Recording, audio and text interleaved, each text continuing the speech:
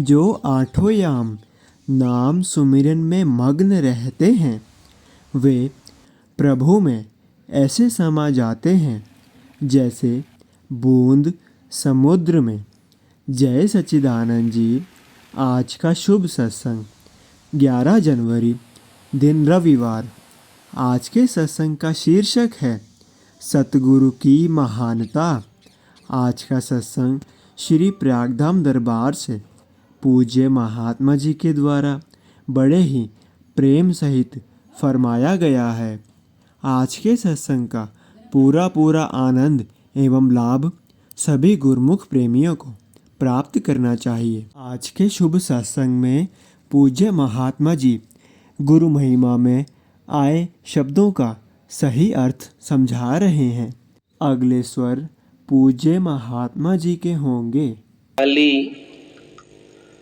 गुरुमुख सज्जन मंडली,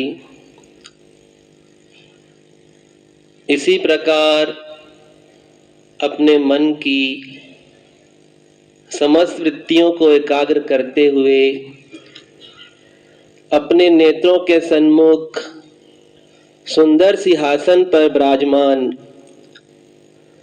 श्री परमहंसों की दिव्य स्वरूपों का ध्यान अपने मन मंदिर में बसाते हुए एवं हाजरा हजूर श्री सद्गुरुदेव महाराज जी के पावन दर्शनों का दीदार करते हुए प्रेम सहित मिलकर बोलो जयकारा, बोल मेरे श्री गुरु महाराज की जय। परम संत श्री कबीर साहिब जी अपनी वाणी में फरमाते हैं, यह मन पहले काग था करता जीवन घात, अब यह मन हंसा भया मोती चुग चुग खात। परम संत कबीर साहिब जी अपने जीवन का अनुभव वर्णन करते हैं कि जब हमें श्री सद्गुरुदेव महाराज जी की चरण शरण नहीं थी तो हमारा मन जो है वो काग की तरह था, अर्थात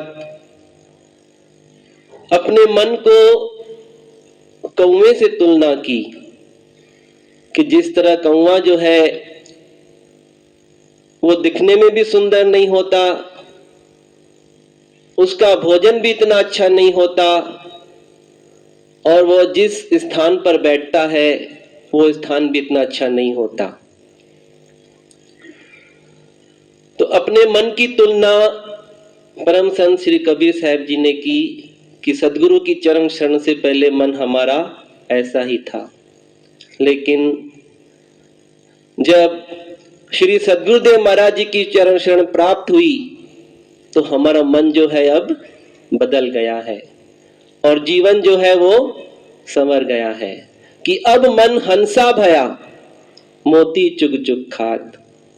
कि सद्गुरु की चरण शरण प्राप्त हुई तो उनकी कृपा और रहमत से हमारा मन जो है वो बदल गया है। किस तरह? हंस की तरह। कि हंस जो है वो मानसरोवर में रहते हैं और भोजन में मोती ग्रहण करते हैं। तो गुरुमुखों, हम सब गुरुमुख प्रेमी जन अत्यंत ही भाग्यशाली हैं जो हमें समय के परिपूर्ण श्री सद्गुरुदेव महाराज जी की चरण शरण प्राप्त है और उनके पावन पवित्र मानसरोवर रूपी चरण शरण में हम रहते हैं और भक्ति रूपी मोती ग्रहण करते हैं।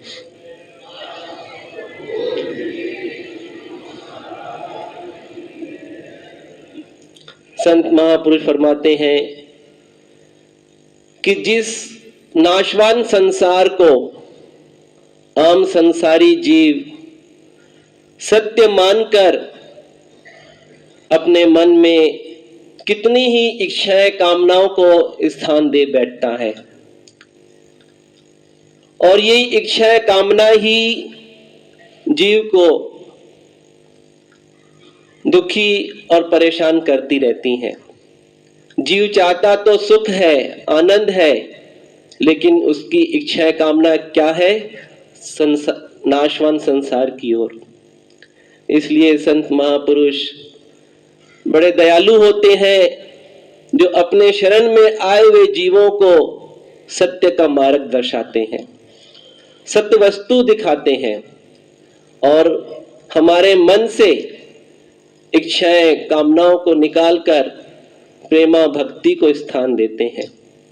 और भक्ति जो है सुख और आनंद की खान है।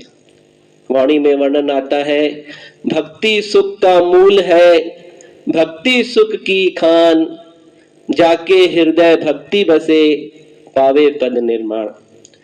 जिस सुख को पूरा संसार ढूंढ रहा है, उस सुख को, उस आनंद को गुरुमुख प्रेमी जन सहज में ही अपने सद्गुरुदेव महाराज जी के चरणों में पहुंचकर भक्ति रूपी सुख प्राप्त कर लेते हैं।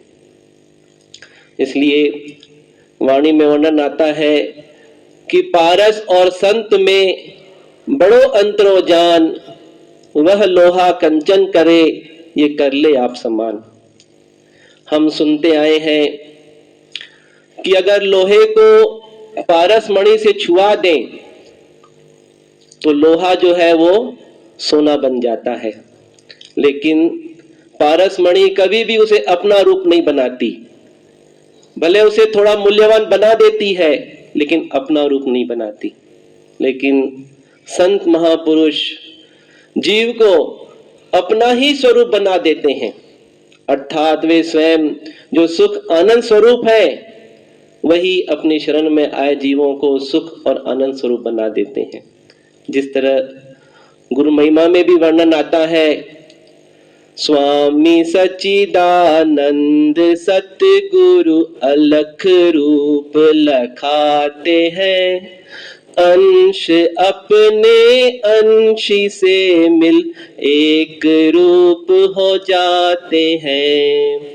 गुरुमुखों, संत महापुरुष सदा से ही जीवों का भला चाहते आए हैं, तो हमारा यह फर्ज हो जाता है कि हम भी उनकी कृपा को प्राप्त करें, उनकी आज्ञा और मौज में चलते हुए पांचों नियमों का पालन करें और 2 घंटा भजन अभ्यास करते हुए अपने जीवन को सफल बनाएं और श्री सद्गुरुदेव महाराज जी की प्रसन्नता को प्राप्त करें। बोलो जयकारा।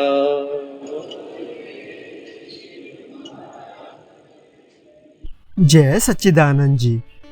हम आनंदपुर धारा SSGN के माध्यम से श्री आनंदपुर दरबार के सत्संग, स्वामी जी के प्रवचन, भजन, संतों की वाणी सभी गुरुमुख प्रेमियों तक पहुंचाना चाहते हैं, ताकि आप सभी गुरुमुख डेली सत्संग और भजन का पूरा लाभ ले सकें।